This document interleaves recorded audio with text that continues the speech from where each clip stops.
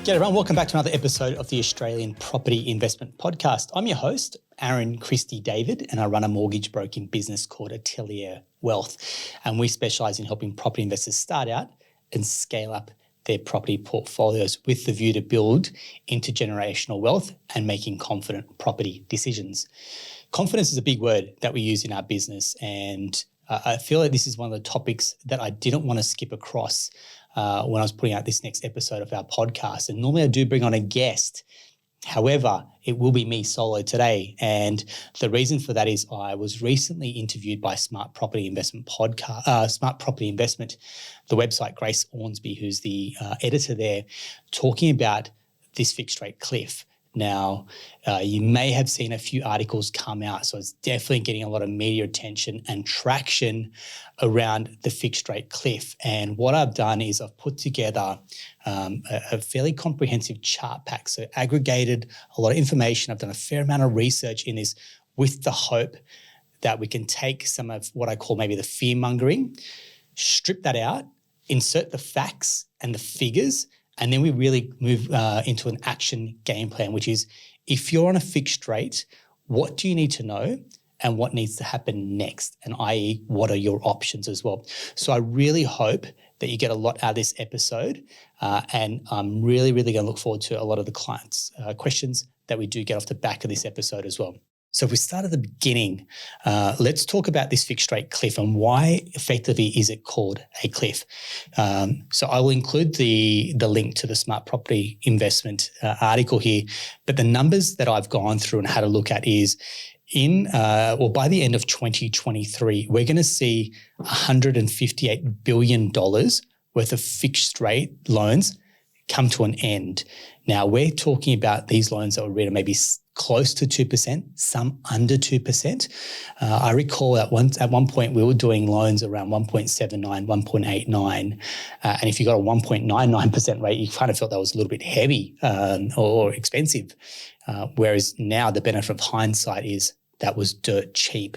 And when we talk about the number of borrowers this is affecting, statistically it's 500,000 loans that are coming off their low fixed rates.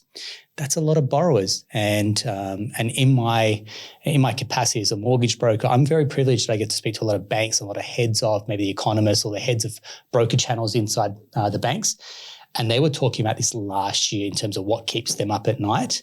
It's very much a big problem, and we'll see which lenders have probably the biggest exposure around their fixed rate books as well. So let's just put it into perspective. This time last year, the cash rate is at 0.1%. That was insanely low. And now we're looking at the cash rate being at 3.6% because we've just recorded this after yesterday's RBA rates decision as well. So where are we going with this? If we kind of roll through here, what we've got is the projected expiry of these fixed rates. You can start to see that 2023, it's really picking up in terms of the number of fixed rates. The chart that I've also got is the mix of owner-occupied versus the investor. I'm looking at the 2022. The investors rolled off a lot of those fixed rates as well, but 2023 still has a high percentage of these fixed rate loans. And it looks like the changes in repayments, majority are going to be affected anywhere to 20 to 30% increase, okay? When we talk about owner-occupied, the majority of those are 20 to 30 plus 30 plus. So when you take an owner-occupied home loan and maybe there's a double whammy. You have your own property and you have an investment property, or you have a couple of investment properties as well. You add in extra expenses in terms of repayments by 20 to 30, maybe sometimes more, 40%. Expenses increase by 40%. There's got to be some serious rework done because income is finite for most people. If you're salaried, self-employment, you may be able to tweak with your income. But if you're on salaried PAYG income, your income is finite after tax. So something increases by 30%, that means something has to drop off to accommodate that as well. Now, when we've got rising household expenses, utilities, fuel at one point was pretty high, it starts to put the squeeze on, and then you're looking at maybe what are some of those discretionary spends that we can start to lose. Now, I know Bernadette in her LinkedIn Frugal Feb series just tried to find ways of stripping out the fat. Now, we have done that as a household. We did that when COVID first hit. We looked at our business and our household expenses. What is mandatory? What's non-negotiable? And what could we strip out? And we've also done that exercise coming into 2023. So I highly recommend that you do that. Now, I probably should preface that this discussion that I'm going to have is general in nature, not intended to give advice. However, I want to give some guidance, and I will stand firm on that as well. But if you do need to seek guidance and pay a professional, I highly recommend you do that as well. When we look at the one of the big issues that we've got, and it's being flagged, is the debt to income ratio. Now, that's what that means is people that borrowed at the absolute maximum they could a couple of years ago. So obviously people stretch themselves. Borrowing capacities were really generous when you go back 2 or 3 years, because what happens is when you get a loan and the bank adds on what they call the assessment rate, or that buffer when they assess your rate for future rate rises as well, and you borrow that, maybe the upper echelon of your borrowing capacity. Now we've added in the extra rate rises. The current interest rates have actually exceeded what some people's stress test was. So it's gone into new territory for a lot of borrowers. Now, some banks have what we call a debt to income ratio. What does that mean in plain English? It means they take your income, they times it by about 6. If it's above that, they generally won't lend. Now, when you look at some of these, some of the charts that we've got, some are looking at 6 to 7 times, particularly for investors, because some banks were pretty good on negative gearing add backs. But you can quickly see from the last couple of years as an investor, you've gone from being really hyper positively geared to the pendulum swinging the other way, that it's extremely negative geared for a lot of investors as well. Yes, I know rents have gone up. However, rents are not keeping up the same change to 10 consecutive rate rises as well. So what can you do about it? The real simple answer here is cash flow projections. So as a business, we do something like a cash flow forecast. So it's a 13-week rolling average cash flow.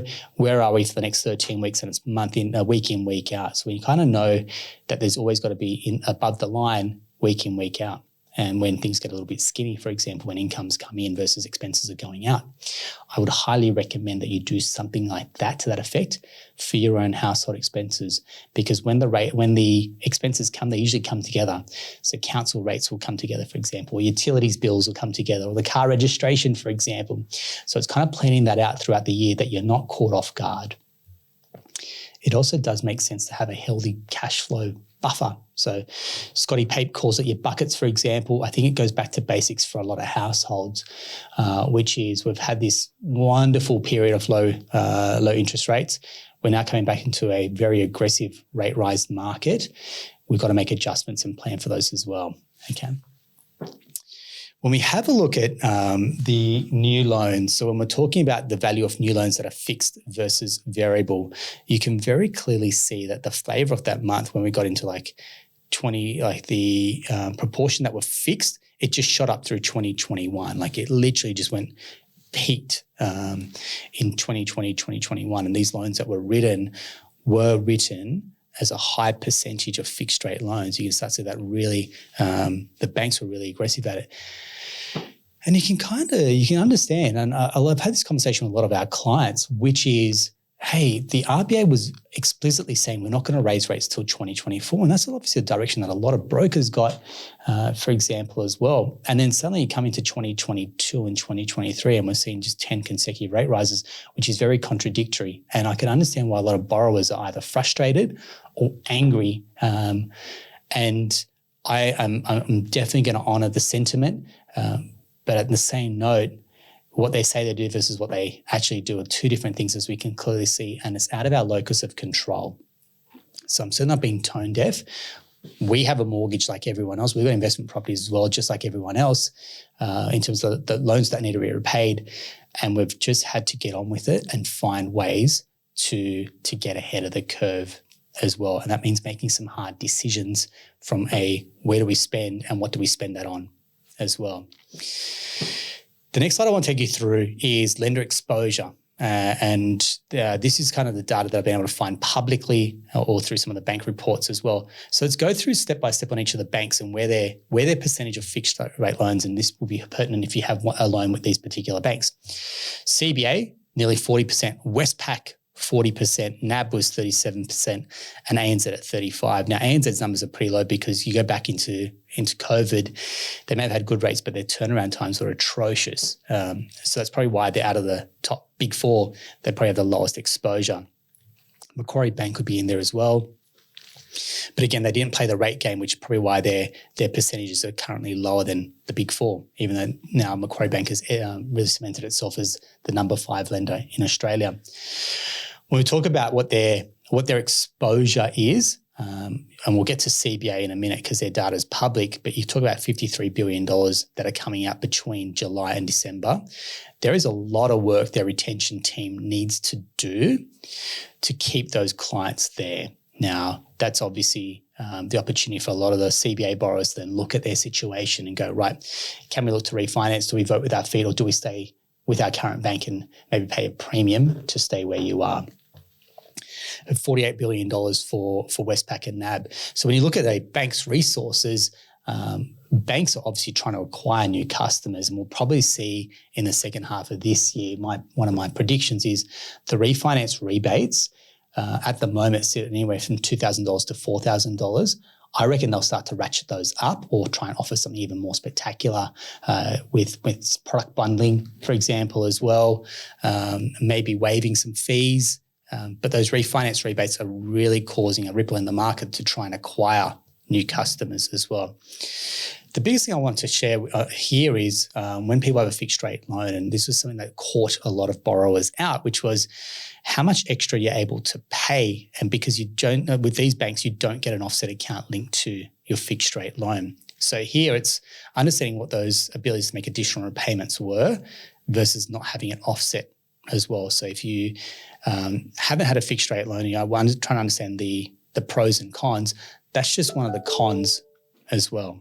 I did mention about CBA, and again, it's wonderful that they've made their data public, but you can start to see here that 6 months up to December 2020, so the second half of this calendar year, we're talking about close to $50 billion worth of loans that are coming off that fixed rate expiry term. Again, low fixed rates, borrowers are going to be in for a rude shock, and we'll get to the kind of shock factor in a minute.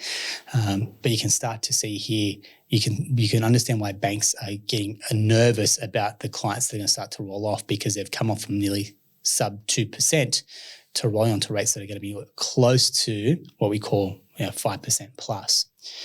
So if you're a borrower and you're going, well, what does this mean for me in my back pocket? Let's have a look through currently what you're probably repaying on different loan tiers, and then what those future repayments could and would look like as well.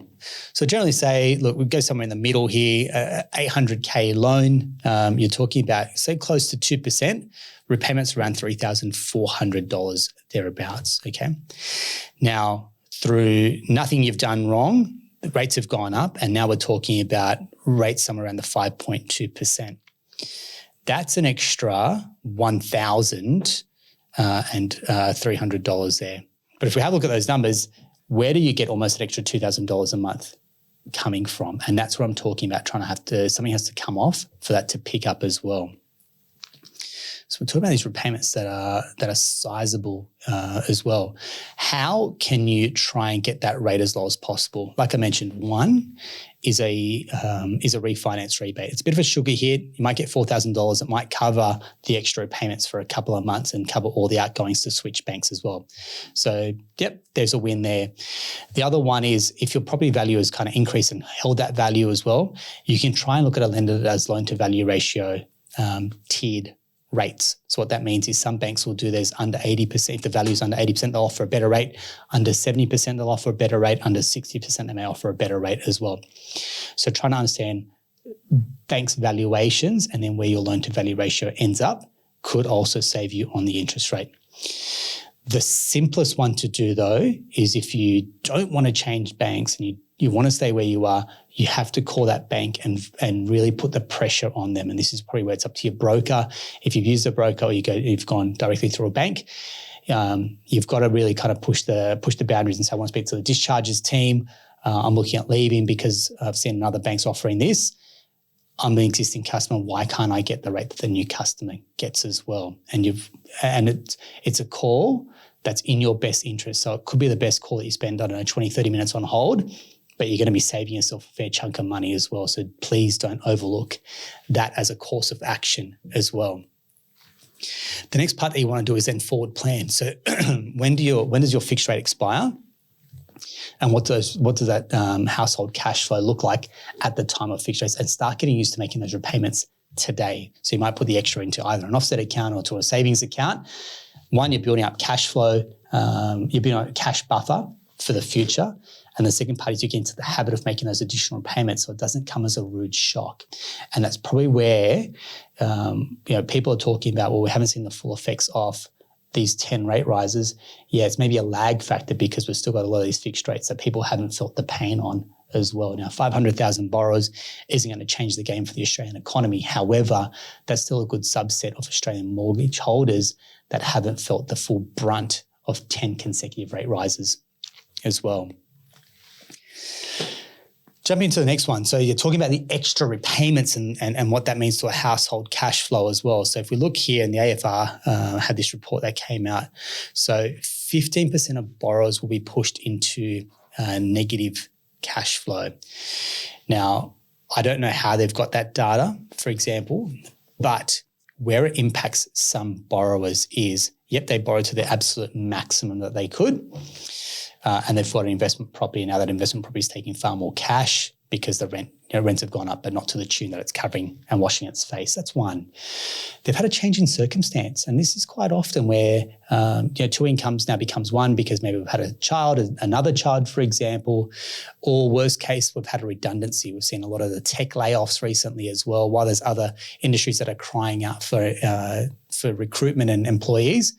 Others are downsizing, and the tech industry is certainly leading the way on that front as well. And then it's the time to then find a replacement role as well, especially at those incomes, and that becomes a real challenge for those niche roles.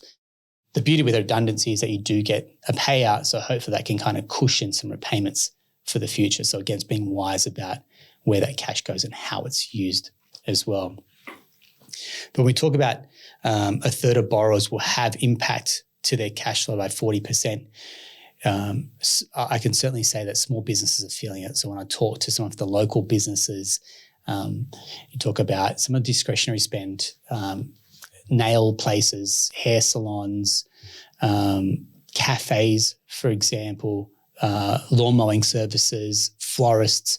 These are some of the businesses that I've just come into contact in our local area and having chats, and they can certainly feel the downward trend in discretionary spend because they are effectively discretionary spending as opposed to supermarkets where we just have to eat to survive as well. So gym memberships are another one where, if it's not mandatory and opt out, people will opt out as well, which I guess it's sensible, but and it's having an unintended consequence of 10 consecutive rate rises. However, people are doing what they need to survive. So really when we're talking about where have the rates been and where are they at the moment, I did this with Nate Condy and my team probably towards the start of the year. So even now these rates are probably outdated. But we look back, owner-occupied rates, you can see here, we were looking at fixed rates at 2.19% for 3 years, which were incredibly sharp as well. And now we're talking about 5.44, which blows people's minds. When we talk about just a couple of years ago, they were more than half of what they are at the moment. On average, you're seeing close to 2% premiums on where the rates were from 2 years ago to where they are today. So the general outlook from everything that I've seen and read is that the cash rate is going to get to somewhere close to 4.1%. So at 3.6, 50 basis points, that's 2 more rate rises that we've got, which sees April and May, and then it may be a wait and see approach as well. So from my research, it's probably 2 more rate rises, so plan and buffer that in as well. Where it's probably hurting a lot of people is potential buyers coming into the market. So future borrowing capacity is certainly being impacted because of this aggressive rate rise. So every month that goes on and the rates go up, it's lowering people's borrowing capacities as well. And it does vary from person to person based on their income and the extra expenses. So it's certainly an area of concern that you've got trying to get into the market and the goalposts keep moving from your borrowing capacity perspective. Let's have a chat as well. From an investment perspective, those interest-only rates you're starting to see nudge. We've got the P&I rates at 5.49. We're starting to see some of those really kind of push into the 6s now as well, particularly for the investors that really stretched themselves and went to the non-bank lenders. They're probably raising their rates above what the RBA is going. I'll give you an example. Pepper have moved above the RBA's 0.25, and it's really irritating customers from those particular lenders. And there's really not much you can do because they're locked in. And this is where this whole concept of a mortgage prisoner has come about. So a mortgage prisoner is someone that cannot refinance. Like I said, they maybe had a change of circumstance, extra child, down to one income on maternity leave, for example, or they just simply cannot reservice the loan based on the assessment rates being so high, and their salaries and the rental income hasn't kept up to then enable a refinance. So if you are a mortgage prisoner, what you need to do is go kick and scream to your current bank to try and get those rates as low as possible. Now, we've called it the mortgage cliff. Is it a cliff? The word in itself is probably a little bit dramatic for my liking. Is it an area for concern for households? Absolutely. Let's not deny the fact that if expenses have gone up by 40%, this is real talk. We need to do something about it. The best thing to do is, though, get on the front foot and make the call. Make the call to your mortgage broker, make the call to your bank and flag it early. There's going to be nothing more stressful than missing a repayment because then you're on the back foot. So we're always encouraging, get on the front foot, have a discussion, try and figure out what you can do to control what you can control. Look at your cash flow, see where you can make cuts early on.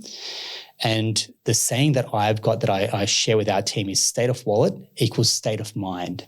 And we all know that when we have our backs against the wall financially, we're not making the best decisions. So what we want to try and do is clear the noise, look at what's coming in, look at what's going out, and plan for the worst. Not that we want the worst to happen, but let's go through a few scenarios as well. So I really hope that's helpful. We're going to share this chart pack and the article that we wrote for Smart Investment Property with you. And if you've got any questions about your current mortgage, we'll include a link to kind of book a time with us to have a chat as well. I hope that's been helpful. That's a wrap for this episode of the Australian Property Investment Podcast. I'm your host, Aaron. Talk soon.